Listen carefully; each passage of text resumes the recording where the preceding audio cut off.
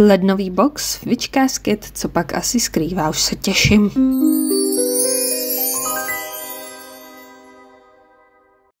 Witch Casket je měsíční box od čarodějnic pro čarodějnice. Tenhle tahák zatím schováme na stranu. Jako první hned pod tahákem máme tento krásný obrázek. Jedná se o znázornění magického kruhu v lese. A na druhé straně najdeme měsíční manifestace, kde si můžete zapsat, jaké máte cíle na tento měsíc, co můžete udělat, abyste do toho dosáhli, jaká magie vám pomůže. Docela pěkný kousek.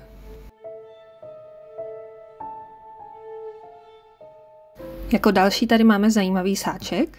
Jedná se o kouzlo prolomení prokletí a máte tam všechny ingredience, které na to budete potřebovat. Nerada kazím překvapení, ale tenhle sáček to udělal za mě. Myslím, že podle obrázku všichni tušíme, co tam asi může být. Nesmí chybět informační kartička, zezadu máte krásné decentní ilustrace, které si můžete ještě doma vystavit. Tento kouzelný sáček schovává oltářní košťátko.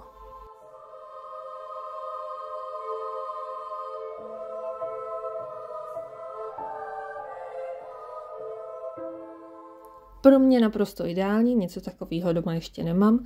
Jedná se o malé decentní košťátko s hezkým krystalem vepředu. Můžete očistit všechny malé prostory, které budete potřebovat.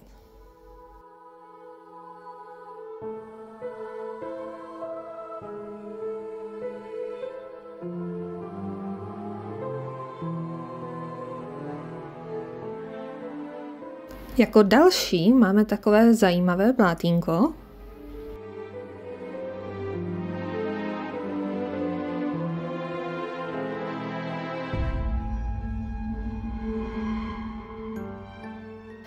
Na plátínku se nám skrývá thébská abeceda.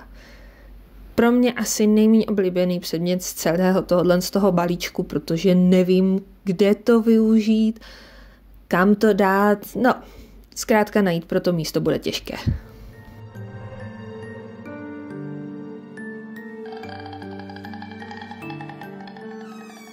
Za to tenhle předmět je teda jako za mě naprostá bomba, je to stojan na vonné svíčky. Já používám jen tak nějakou sklenici, takže tohle je něco, co se pro mě ideálně hodí. Když už máme stojan, musíme do něj něco dát.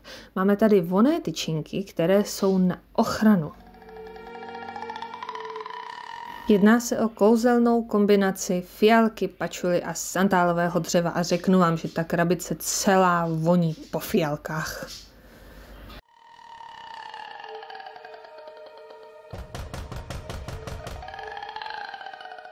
Máme tady krystal, myslím, že někteří z vás už tuší, o co se jedná, to jsem to ještě ani nevyndala ze sáčku. Máme tady tygří oko.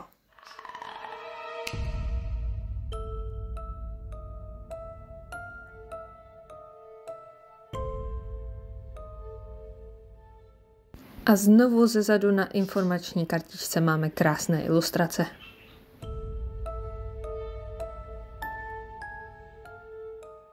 Mně osobně je tygří oko velmi blízké, už mám jedno ve své sbírce. Vzhledem k tomu, že se jedná o kámen mého znamení, tak jako by byla asi hanba, že jo, kdyby jsem ho neměla.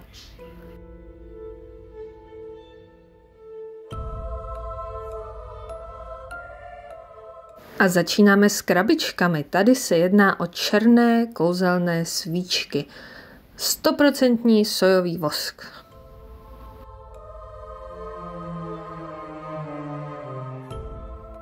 Ideální velikost, pokud nechcete zapalovat velkou dlouhou svíčku a čekat až do večera, až vám prostě dohoří.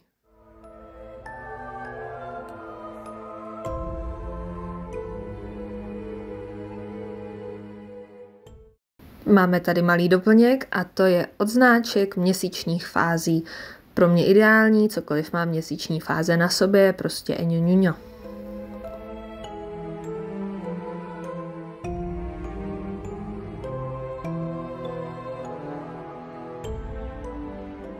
Pokračujeme s krabičkami, tentokrát se jedná o černou sůl, počítám, že půjde o nějakou lahvičku vzhledem k obrázku.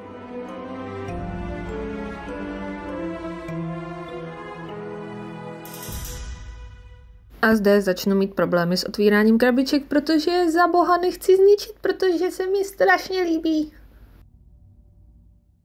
A jak tak koukám, měla jsem pravdu, jedná se o krásnou lahvičku plnou černé soli. Upřímně, už jenom takhle jako dekorace na poličku by to za mě byla bomba. Zároveň tady máte ještě tu možnost použít ji ke svým vlastním magickým praktikám.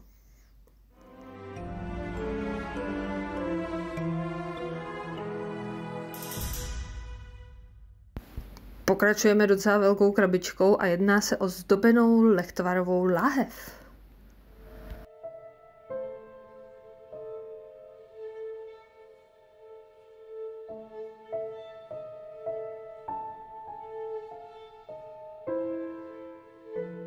Zároveň tady už to vzdávám a rovnou jdu pro svoje pravítko, aby jsem tu krabičku mohla bezpečně otevřít.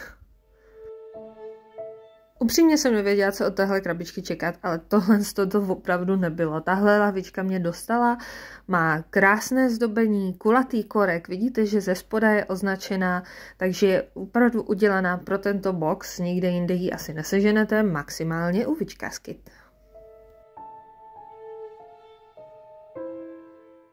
Asi nejvíc mě uchvátil ten korek, přiznávám. Takovouhle lahev nemám a nenapadlo by mě, že by jsem takovouhle lahev někde sehnala. Dostáváme se do finále, máme tady poslední předmět z celého boxu a jedná se o pentaklový stojan na svíčky. Už podle popisku můžeme usoudit, že svíčky, co jsme otevřeli před chvilkou a koukali jsme na ně, že budou patřit k tomuto stojanu, což je naprosto ideální, protože nechcete mít stojánky, kterému nemáte správné svíčky. Myslím, že tento stojan budeme moct použít k nějakému ochrannému kouzlu.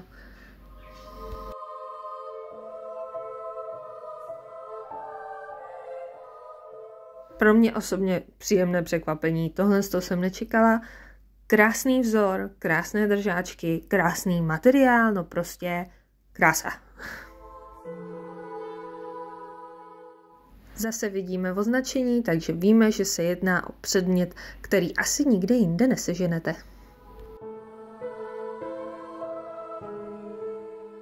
Když už jsme u toho, rovnou si vyzkoušíme, jestli tam ta svíčka opravdu sedne. A sedne tam naprosto přesně, takže jsme to uhádli správně.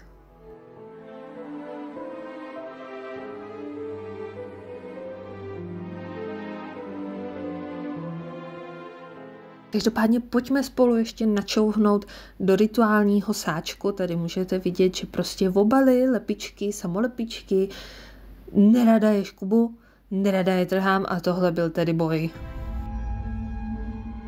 Už mám tady pro vás instrukce, hodím vám sem jednoduchý překlad, abyste si to mohli když tak udělat doma.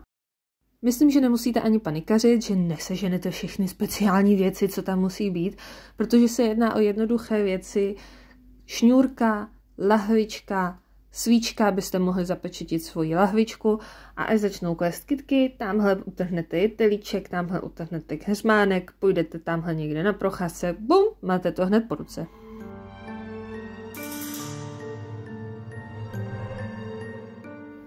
Jak jsem říkala, tyto rituální sáčky obsahují všechno, co budete k vašemu kouzlu potřebovat. Máte tady označené sáčky, máte tady návod.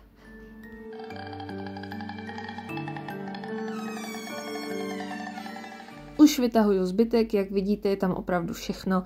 Černá svíčka na zapečetění, šňůrka na uzlování,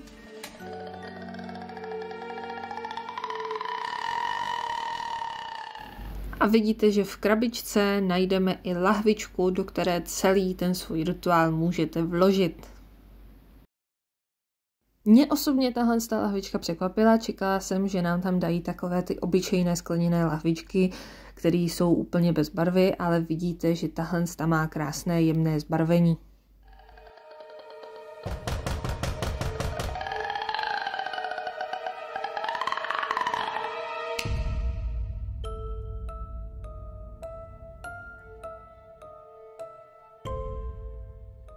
A tady máme celý obsah tohoto rituálního sáčku, návod, bylinky, uzlování, svíčka a lahvička.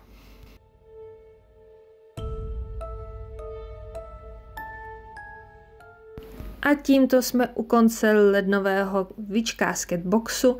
Za mě teda bomba, teď se podíváme na malý tahák.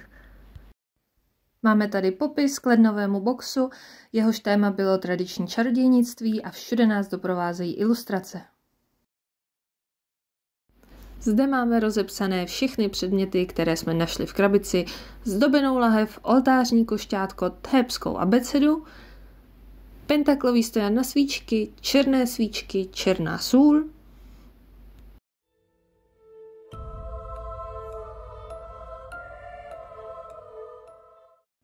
rituální sada, prolomení prokletí, vonné tyčinky na ochranu, odznáček měsíčních fází,